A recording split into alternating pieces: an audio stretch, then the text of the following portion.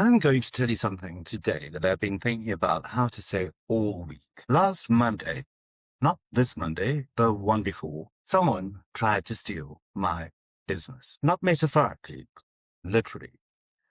They accessed my Meta business portfolio, the account that controls my Facebook business page, my Instagram, my ad account, everything I had built on those platforms, changed the recovery details, and locked me out. In the space of a few hours, everything I built on those platforms, the audience, the content, the advertising infrastructure, was in the hands of someone I have never met and hope never to meet. And I want to talk about that today, not because I want your sympathy. I am genuinely not interested in sympathy, but because what happened in the days that followed and what I found myself thinking about in the moments when I had absolutely nothing to do but think turned out to be clarifying in a way that difficulty often is. So today is the personal episode. Today I'm going to tell you who I am, not what I do. You've heard about that all week. Who I actually am. And I'm going to do it through music, because music is the language I trust more than any other to tell the truth about a person. This is the Vibe Check playlist. You can find it on my website at www.anthemcreativeagency.com. And today is also my autobiography.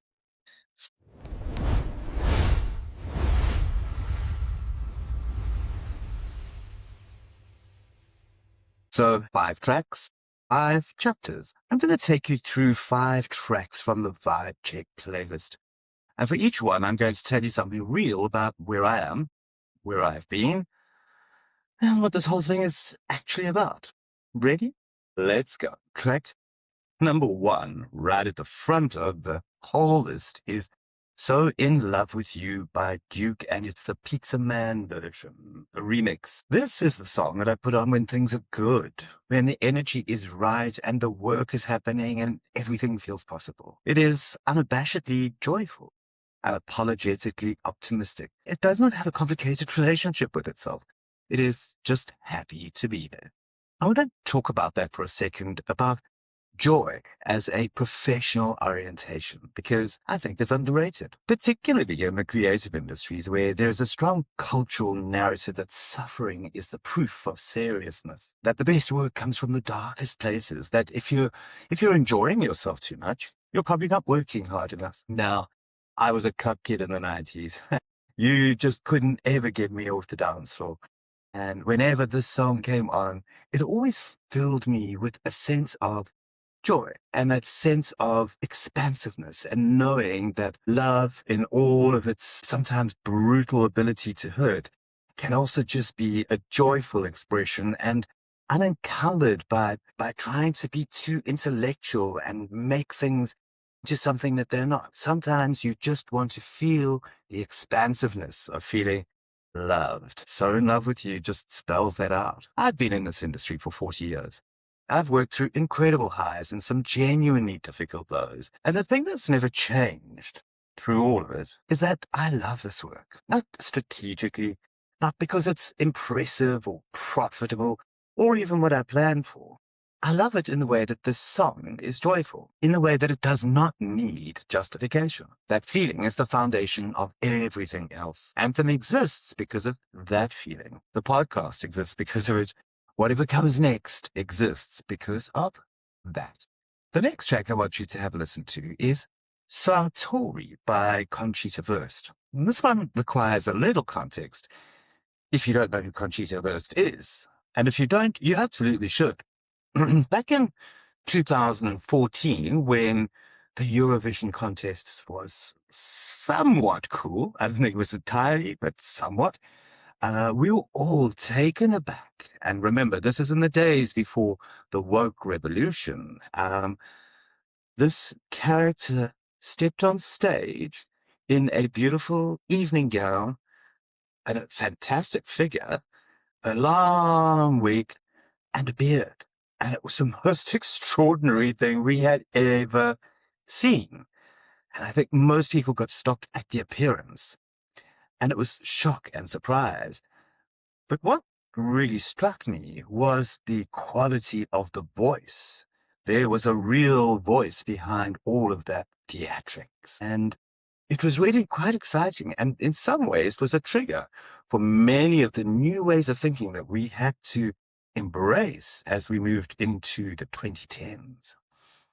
This track is about reinvention, about becoming something you weren't, not as a performance, not as a costume you put on for the occasion, but as an actual transformation. The decision to be fully and publicly something that you were told you should not be. I have reinvented professionally more times than I can count, and each time the version of reinvention that worked was the one that came from the inside rather than outside. Not what does the market want me to be, but what am I becoming, whether I like it or not? An exact expression of this might be the transition from being a working performer. I had a busy career. I never became world famous, but I had a busy career moving from one piece of theatre to the next and working with interesting people and doing some commercial work and huge musical theatre productions and some film work in the Namibian desert. I got to experience the entire spectrum of work that you could possibly do in the entertainment industry, and I loved it. And when things started to dry up somewhat, I had started to create my own projects, which was also a thoroughly edifying experience. I got to tell my own stories. I wrote a one-man show called Without You, I'm Everything, which was a twist on a production, a one-woman show that was happening in Europe. Remember, we didn't have the internet in those days. And that show was called Without You, I'm Everything. And it was a real experience of being able to tell my stories and have an audience arrive to come and watch them. I loved it. But it was a reinvention. Then, when things started to slow down, which I think is inevitable in every career, I had to pay the rent. We have to survive. So I eased my way into booking talent for a large agency in Johannesburg. And it was a beautiful time. It was a time when I got to really expand my wings and experience what the world had to offer from a commercial point of view within the entertainment industry. So the reason that this track is on the Vibe Check playlist is that it sounds like a decision is being made, like someone arriving at themselves after a long journey. And that is a feeling I recognize. The next track I'd like you to take a listen to is I Went Dancing with My Sister by Sufjan Stevens. If the other two tracks are about work and becoming, this one is about people. Sufjan Stevens is one of the most beautifully strange songwriters alive. His music sits in a place where grief and joy are not opposites, where the most devastating things are described with the gentlest possible language, and the smallest moments carry the most weight. This song, for me, is about the people who show up. Not the industry contacts, not the colleagues, not the professional network, the people who go dancing with you, who are there in the ordinary moments and the extraordinary ones, and the moments where everything has gone wrong and you need someone just to be ordinary with. I've been lucky in my life to have been surrounded by a small but very important, really intelligent, really connected human beings, and I lean on them all the time for advice, for guidance, or just to chat through some issues. And then, yes, indeed, in our dancing days, these were the very same people who came dancing on the dance floor with us. I find this song kind of amusing and a little bit cheeky. And guess who some of my closest circle are? They are my sisters. The reason this track surprises people on the playlist is that it's quiet and still and very simple, and everything else around it is larger and bolder. But I think that is correct. The quiet things, the ordinary human connections, the people who show up without being asked, those are not in the background of the story. They are the story. Another song I'd like you to take a look at is Heroes by David Bowie. Now, I need to say something about David Bowie because this is not simply my favorite track on the playlist. This is my favorite artist of all time. And I want you to understand why it matters to how I see the world. When David Bowie died, it was the first time in my life that I was genuinely moved by the loss of a celebrity or an artist, if you like. I had not, I think, really realized quite how his music had underlined the story of my life. His music was always something I came back to. I've listened to every single David Bowie album from beginning to end multiple times. I know all the words. I can sing those stories until I'm blue in the face, and I love it. In fact, in the early 2000s, I wanted to stage a tribute show to David Bowie and managed to get really far in the process with a great energy drink company coming on board to finance the production. And we were all systems go. And then there was, if I remember correctly, two songs that we couldn't get the rights for that held up the whole production. And we derailed, unfortunately, and we never did get back on track. But I loved working with that music. I keep coming back to the same thing about Bowie. Not the iconography, though obviously. Not the technical brilliance, though yes, but the fact that he took the enormous risk of being completely himself, completely, at a time when the world was just not ready for it. And it worked, not despite the risk, but because of it. Now, that is what celebrity energy actually looks like when it's operating at the highest level. It is not performative confidence.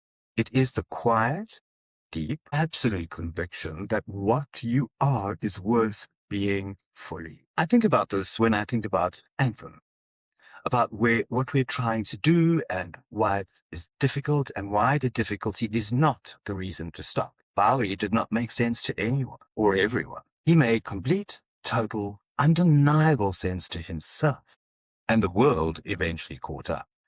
The next track I'd like to draw your attention to is Oh Superman by Laurie Anderson. I'm aware that this one probably needs some explaining. The rest of the playlist has an internal logic that most people can follow. There is a joy, reinvention, human connection, Bowie. These are not difficult concepts. And then there is Laurie Anderson. I will never forget the first time I heard that song as a young lad in the 1980s, living a very sheltered existence in a colonial Africa. I was a young lad, and music was dominated by ABBA and soft rock and so on. And on the radio one day, I suddenly heard this weird piping and that continuous drone that underpins and underscores the entire track. And I remember being completely taken aback and thinking to myself, gosh, this is weird. It's unique. It's strange. It doesn't make sense, but I love it. I have always been drawn to the weird and the unusual and the types of art and creativity that make you stop in your tracks and suddenly consider your connection to the piece of art and to life and ask if maybe I've had it wrong all along. And this song, Oh Superman, certainly did that to a young lad who had a somewhat different outlook on life, but who desperately wanted to fit in. And this suddenly gives the reason not to. So here's why it's on the list. Spectre is a part of most people who have spent a long time in creative work that is genuinely odd, that does not fit neatly, that has interests and enthusiasms and ways of seeing things that are, let us say, not universally understood. I spent a lot of my career managing that part, making sure it does not make people too uncomfortable, presenting the version of myself that makes professional sense, the industry version. And what I found consistently across 40 years is that the moments where I let the odd part of me out are the moments that are most remembered. The conversations that go somewhere unexpected, the creative decisions that nobody could have predicted, the things that people tell me about years later. That eccentricity is not a liability. It is the thing, the part that makes everything else specific. This playlist is bold and eclectic, and eventually, toward the back end of it, deeply rooted in Africa, a bit like me, I think. Which is to say, there is more there than the surface suggests. The logic takes a moment to become clear, and it's worth staying with.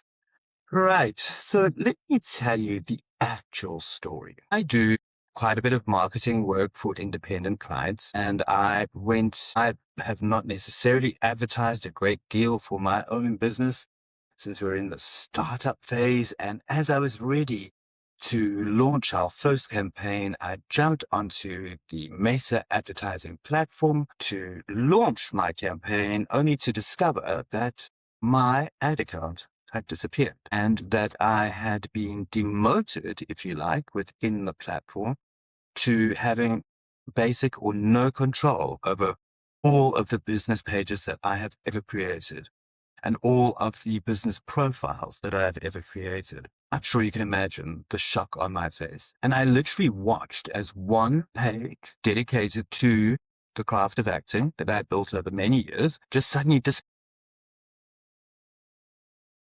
I've not been able to regain control of those. I do not have access. I've tried changing passwords. I've reported to Facebook, to Meta, to no avail. They don't dislike. There is no recourse. The person who got control of my ad account ran up bills of several thousand rand that they tried to run through my account. I had to go to the bank and completely change my personal and my business bank accounts. It was really quite a disaster. A friend of mine has a contact who works at Meta, and she very kindly gave me their email address. I wrote to them. I have had no response. There is nothing you can do. I have managed, I think, to ring fence my own personal accounts, but it really was quite a disaster. I had to email my clients and say, please remove me immediately from all of your advertising platforms because we don't know what these people are capable of. It's really uncomfortable, actually. And I think what's really frustrating is that there is nothing that can be done about it.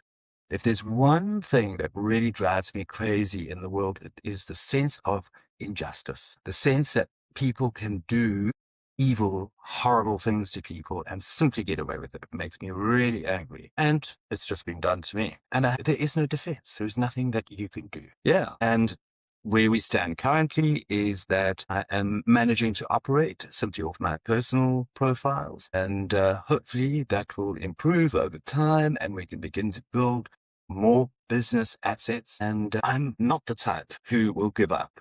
So if we must, be a phoenix and rise from the ashes and keep going. What I want to tell you about the hack, beyond the logistics of what happened, is what it did to me in the hours after.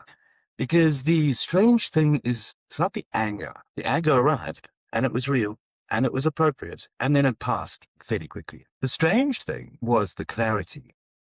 When you lose access to the platforms where you have been building your presence, suddenly, involuntarily, you discover something about the relationship between your visibility and your actual work, between the matrix and the meaning, between the audience you have on a specific platform and the work itself. The work is still there. Anthem was still there. The relationships are still there. The knowledge, the craft, the vision, none of that was in the account. None of that could be taken. As a person and as a business, I'm really quite open. I see myself as being a conduit, if you like, of knowledge and wisdom, and that I don't necessarily entirely own everything. I really do deeply believe that there is a channel that runs through me, whether that's in a purely creative form when it comes to directing a show or writing a play or making a piece of video content. I have always had the sense that I am some kind of conduit, and the same belongs to my business ideas and business strategies. Don't necessarily operate from a deeply logical, strategic point of view. I hold myself open to receive inspiration and creative direction, because I know that whether you want to attribute it to a higher power or to my own super consciousness, that when the need is there, I will receive the information that I need. Sounds a little spiritual and a little bit woo-woo, but that has always been my strength. So no matter how much people try to take from me, and they do often have people approach me saying, please, can you give me all your notes and all your information about how to be an acting teacher? Or please, could you just give me your client list so that I can be an agent as well? And I don't find any of these things particularly threatening. I think the minute I mentioned AI in connection with talent booking, there has been some kind of resistance and also some kind of undercurrent of envy. And I think that is really interesting because you can steal the mechanics from me. You can steal the idea. I've never been one to absolutely ring fence my IP because I'll always be back and I'll always do it bigger and better and more creatively. And that's something that you just can't take away. It's not to say that there haven't been some incredible low moments. Think about it. As you're about to launch a project, somebody comes in and they absolutely destroy it. It's hard not to feel that that was intentional and designed to somehow scupper my business. And there are moments where I think, what am I doing this for? Why am I doing this? I mean, it's insane. Who would put themselves through this? And when you meet that kind of resistance, it would be natural to fold. I don't think anybody would be blamed for folding. All of the resources have been taken away from them. It's just simply not in my character. Unfortunately, or fortunately, I find resistance a spur. Resistance makes me want to get up every day and do harder and overcome and struggle as much as I can and as much as I must in order to achieve that vision that has been transmitted to me. And I shall do that with whatever resources are available to me. And to the person who thinks that they're clever, they're probably, to be honest, there's probably some farm of hackers somewhere in the middle of nowhere. But if there is a personal thing towards it, if there was some kind of personal enmity, an attempt to stop my business, you know what I think of you, and you will never win it in any case. So are there moments where I feel like, is it worth it? Could I give it all up? Sure. I think we all have those moments. I think we all have to be honest about it. But I allow myself to experience that. We think about it for about 10 minutes. I can only manage 10 minutes. And then I have to put it from my mind. We take a deep breath and we move forward because we're building something here. And that something that we're building is fundamentally based on honesty. Why I keep going. So there is a version of this answer that sounds like a mission statement. I do this to create opportunities for South African talent. I do this because the industry needs to change. Well, all of that is true, but none of that is the real answer. The real answer is simpler than that and stranger. I keep going because I cannot imagine not going, because the alternative, stopping, stepping back, deciding it's too hard or too uncertain or too much, produces a feeling in me that it is worse than any of those difficulties. The difficulties have a shape. They arrive, they have a difficult, they pass. The feeling of not trying has no shape. It just sits there. This week, I told you about celebrity energy. I told you what the camera sees. I told you how to make the industry know your name. I told you about what Anthem is building. And today, I told you who I am. That is a complete week. That is the whole picture. And I want to say something to close it. If any of this week has resonated with you, if something you heard in one of these episodes made you think, yes, that's me, that's what I've been trying to articulate, that's the direction I want to go, then you are in the right place, not just as an audience, as a participant in something. Anthem is not a finished product. It is a work in progress, a deliberate, committed, long-term work in progress. And the people who are going to be the most valuable to it and who are going to get the most from it are the ones who are here early, who are watching and engaging and thinking about this alongside us rather than discovering it after it's already happened. Applications are open at anthemcreativeagency.com. If you are a serious performer, actor, presenter, voice artist, creator, fitness guru, and you want to be part of what we are building, the link is in the bio. And if you're a business watching this and you want to talk to us about what Anthem's marketing and AI services could do for you, you're also in the right place. Go to www.anthemcreativeagency.com.